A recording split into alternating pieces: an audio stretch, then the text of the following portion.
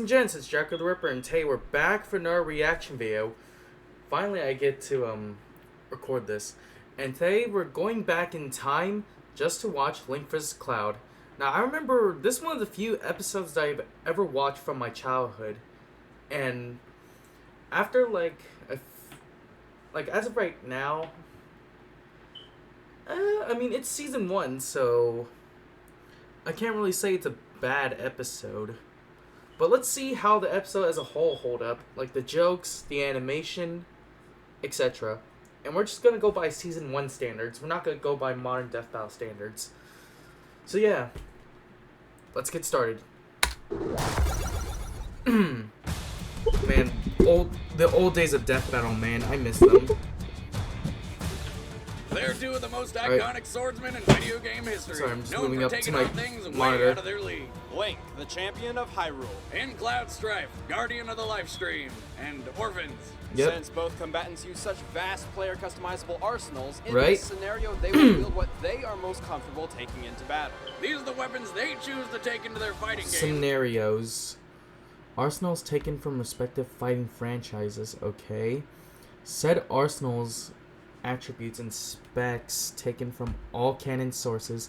Best possible armor taken from all canon sources. No outside help. Okay, that's fair. Alright, just had to check something, so let's continue. However, since standard skills, weapon traits, and armor aren't specified in Dissidia and Smash, we're taking those from their whole story. Right? And remember, in Death Battle, there is no outside help allowed. Oh, but Boomstick, they have summons and they're... Shut up! It's our show! Do it. I'm Wizard, and he's Boomstick, and it's our job to analyze their weapons, armor, And expect a skills few to find awkward out cuts who would because, win a well- Death Battle. Well, John knows.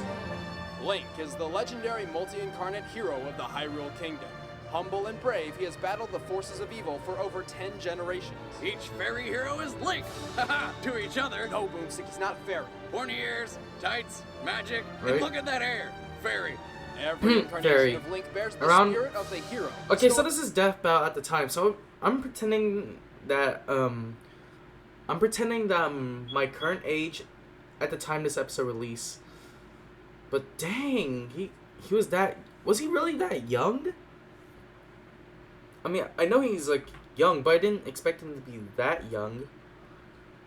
The unbreakable will and combat prowess of each previous owner. And he's 5'7". I was expecting him to be like 5'9" at the time, like maybe 5'10", maybe 6 This foot. double-edged blade was forged by the goddess Hylia to slay powerful demons. Right. It repels evil and deflects light-based magic. And when Link's in top Deflects shape, he can light-based shoot magic. beam thingies out of it. Why this changes when he takes a hit, I don't understand, but hey, lasers! When low Lasers. on energy, the Master Sword can still launch the Skyward Strike by calling upon power from above. In addition, it utilizes 3 magical medallions.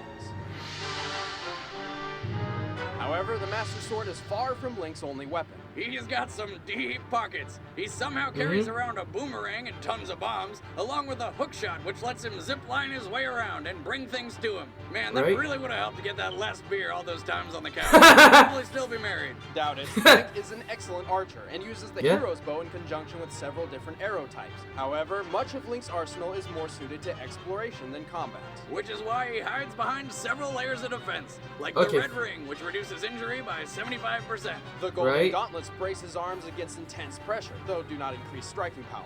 He also Right. carries 3 different pairs of boots. 3, huh? Told you he's a fairy. The iron boots weigh 130 pounds, the hover boots float in midair, and the Pegasus boots with attached Roc's feather increase Link's speed and agility to superhuman levels. But his best defense is the Hylian shield. Yep. Originally crafted by the Thunder Dragon Lanayru, the Hylian shield is completely indestructible. Link also has a little help from the goddesses via the Triforce of Courage. This tiny golden triangle embodies his ability to beat overwhelming You odds. see Z targeting, very fast reactions, strong enough to throw armor Gorons. My bad. I'm a little rusty on my Legends of Zelda knowledge.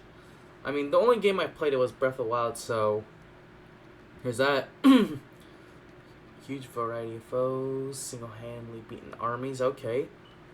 Triforce He is Courage, a puzzle solver. analyzing and exploiting his opponent's weaknesses even when there is only one possible means of winning. But while Link has the necessary tools to take on any opponent, his over-reliance on inventory over pure skill leaves him vulnerable. Still, anyone who can fight a guy 3 times Yeah, his size while wielding a sword. that's no twice reason as why large this as he episode was is a wrong by badass its in my logic. book. With so many weapons and skills, there are few who could stand a chance against the hero of Hyrule. Plus, if he dies, we can always just clap and bring him back to life. He's not Yeah. He's not fair. That's gonna be like, is that, watch that be in the post-analysis where Boomstick said he's a fairy.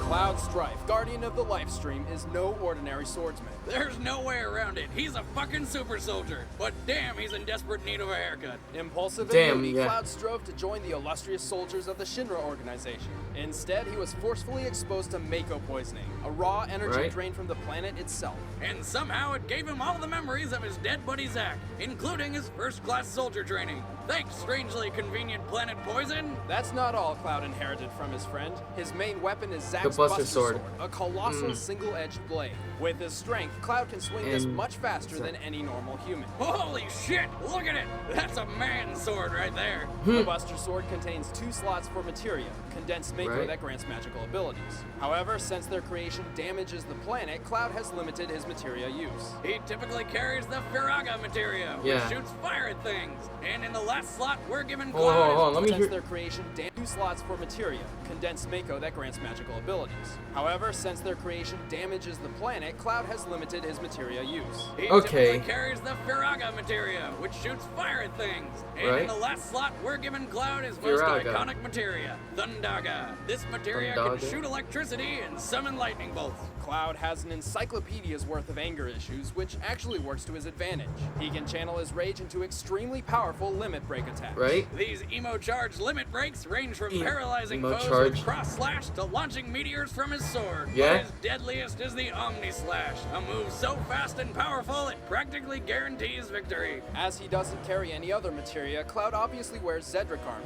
While this magical band has 0 materia slots, it grants the wearer an extraordinary amount of defense, and Right. halves damage received from elemental, magical, and physical effects. Also, Cloud wears a ribbon, which makes him immune to all status effects like burns and stuns. Right. Well, I guess that makes it worth wearing a friggin' chick accessory. Cloud is brash and aggressive, but not the brightest fighter. He often relies on overpowering opponents through sheer ferocity and brute strength. Like a badass. You I don't mean, need to like, think if they really use their own logic in this episode, then yes, the outcome will be different. It would have been different. too hard when you're strong enough to He cut through defeated frickin' Sephiroth 3 skyscrapers. times. Cloud 3 single-handedly times! taken down quite a few powerhouses, like the giant Bahamut Sin and planet-busting Sephiroth. He's even been completely impaled and shrugged it off like it was nothing multiple times. I mean, look What a at this shit. badass. It's impossible to deny, Cloud's superhuman abilities make him one of the deadliest swordsmen in video game history. Even Well, if of course. he looks like a girl. Okay, bro. All right, the All right. combatants are set. Let's end this debate once and for all. But first, I command you to obey the following message. No. How about no? How about no, Boomstick? I'm sorry, but no. Do that right after this death battle. Now let the battle begin. Man, classic death battle animation. Man, the old days, man, the old days.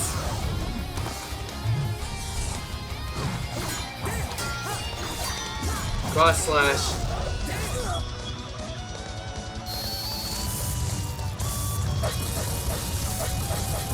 I'm pretty sure at the time they were picking favorites to win, basically. Since they didn't really like dig deep into their, because they don't really use their research too much in the fight itself. So yeah, there's that.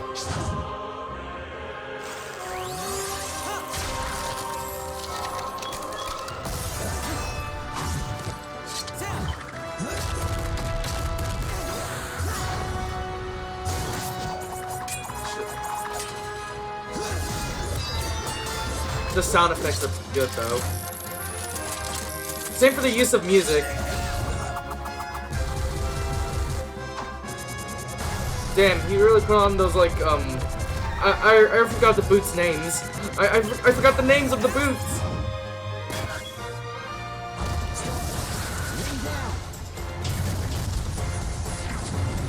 I know them. There's Omni Slash 5.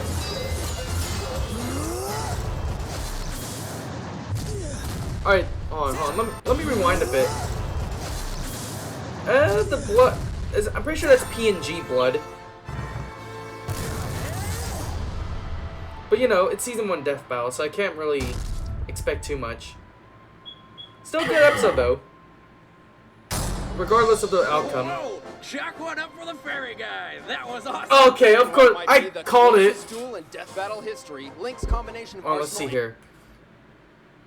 10 generations of experience. Shield means better defense. Okay. But you have to recall to the feats that made it indestructible. Less predictable fighting style. Expert at finding weakness. Okay. How does he find weaknesses again?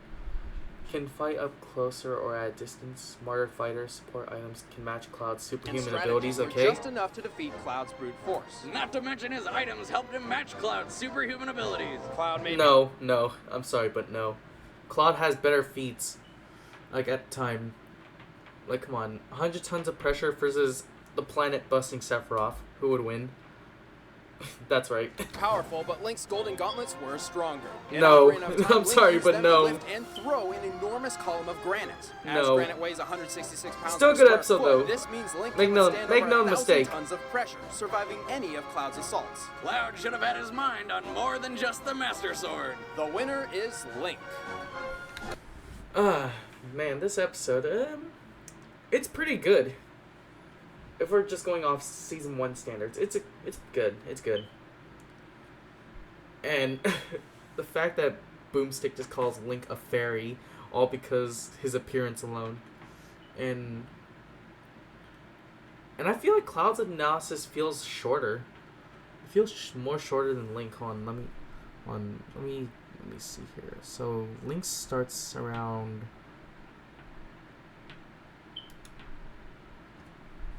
Yeah, it starts around 54 seconds, right? Sorry for getting off topic, I'm just curious. Okay, 54 seconds. 2.